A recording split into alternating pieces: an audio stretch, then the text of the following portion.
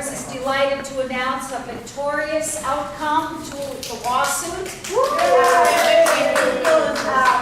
The lawsuit itself was a 2-week trial, over 50 hours of deposition, over 200 hours of research. The decision that was handed down was 288 pages long. It was by Judge Mark Walker. He was the Chief U.S. District Judge in Federal Court in Northern District of Florida. He gave a scathing report about Florida's treatment of minorities in this state over the past 20 years. Because of, in the judge's ruling, he said because of Florida's blatant racial discrimination against black particularly, he has imposed a 10-year pre-clearance requirement. So Florida, I'm going to briefly tell you which parts of the bill got overturned. There were 3 parts overturned. Miriam, sorry, but what was this? Senate Bill 90. The voting. Yeah, the voting one. The third-party voter registration that Chris alluded to had been required to notify the applicants that, maybe their application might not get turned in on time, and so people were reluctant to register.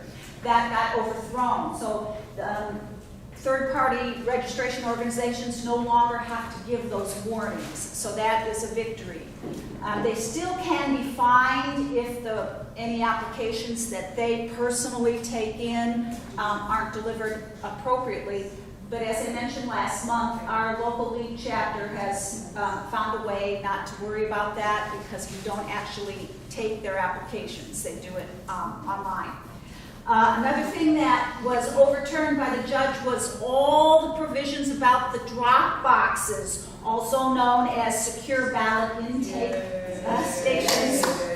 So that means that the SOEs do not have to have paid employees monitoring the drop boxes. It means that the SOEs are able to have drop boxes at other times of day. It's a big victory. And they're not restricted to only having the drop boxes available at the early voting days. Another big victory was the no solicitation zone. The judge ruled that organizations can provide comfort, like food and water. No voting materials, but within the 150-foot zone. So that was really good. There were a couple parts of the bill that did get denied. The vote by mail requests still have to be made every 2 years. The judge did not see that as a hardship.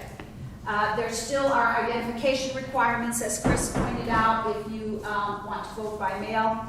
And it's still very important that ballot collection is limited to only 2 people outside your family. So those parts were denied. So for 10 years, according to this judge's decision, Florida will have to get pre-clearance to have any kind of legislation related to those 3 items that were overturned because of the blatant discrimination, particularly against black Americans. The Latino population, the judge ruled, doesn't particularly vote as a block as black Americans have, and so the judge said that the Latino population was not affected. The decision is going to be appealed. It's likely to go to a 3-judge panel. We don't know there still could be a stay that hasn't been decided. If the stay is ruled, then we're back to everything in SB 90 until the actual court case. So the league is thrilled to have this victory.